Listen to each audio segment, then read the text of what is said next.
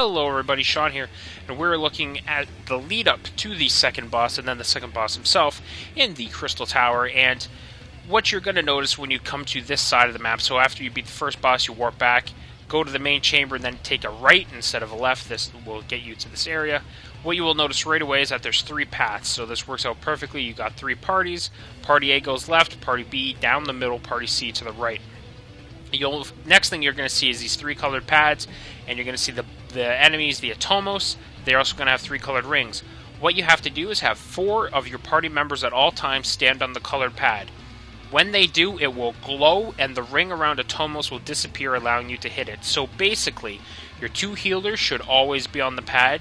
Any ranged DPS, Summoner, Black Mage, Bard, should also stand on the pad.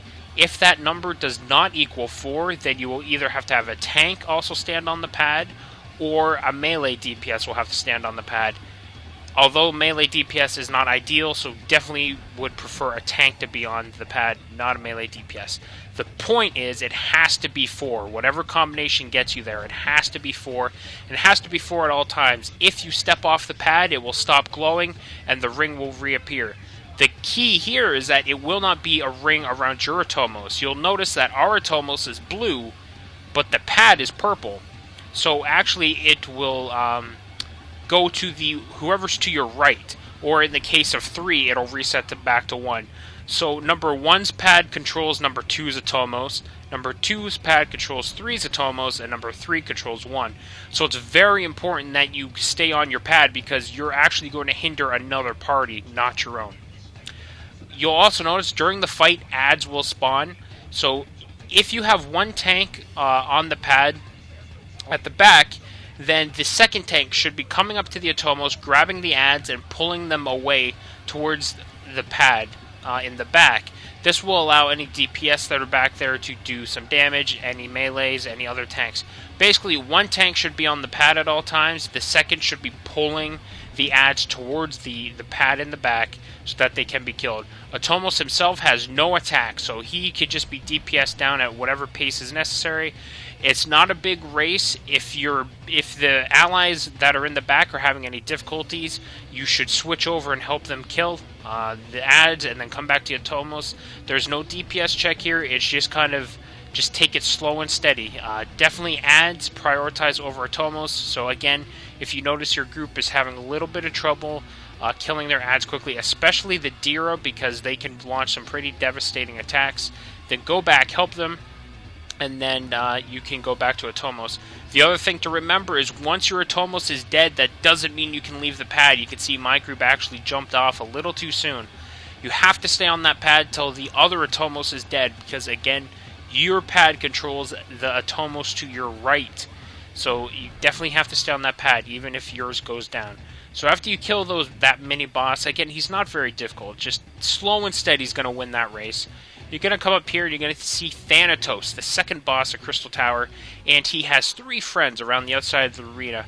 Again, 3 parties you're going to want to have split up. A is going to go to the leftmost magic pot, B can go to the far back, C to the right. I'm doing hand gestures, which you can't see, just putting that out there. The magic pots are going to cast invisible throughout this fight, which is the key mechanic of the fight. If you are invisible, you can hurt the boss. If you are not, you are going to be attacking the ads, because you will not be able to damage the boss.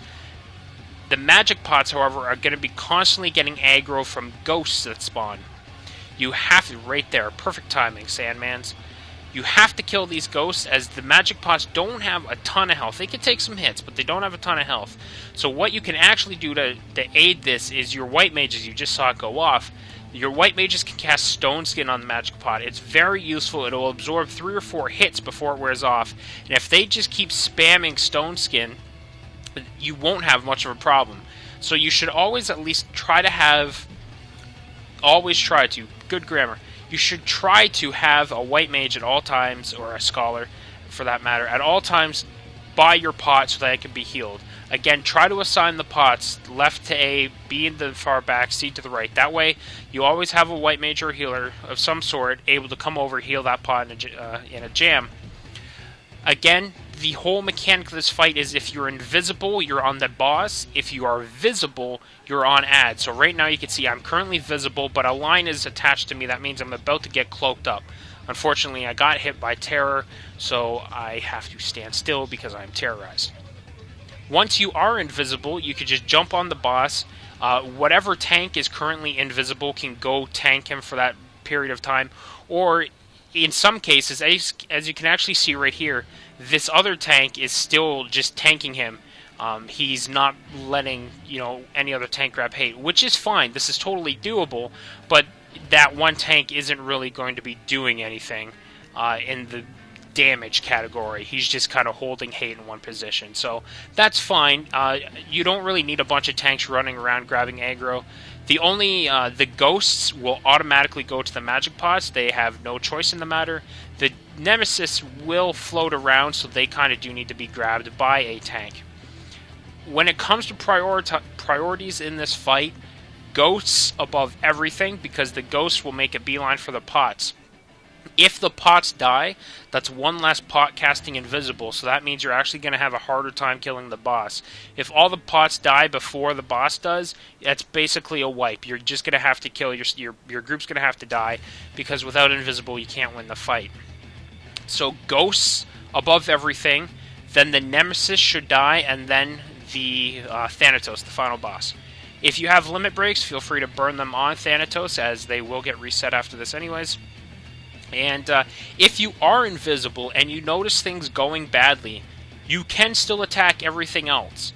Invisible people can attack whatever they want. They don't have to attack the boss. So if you notice a magic pot's about to die, if you notice a nemesis is just getting crazy out of control, jump off the boss for a second and go kill them. Again, this is a fight where slow and steady is going to win. This battle, this fight, doesn't have any DPS checks. It doesn't require you to burn anything down in an extremely fast manner. You just have to survive. But there you go. That is the second boss of Crystal Tower. I thank you for watching, and we'll see everyone next time.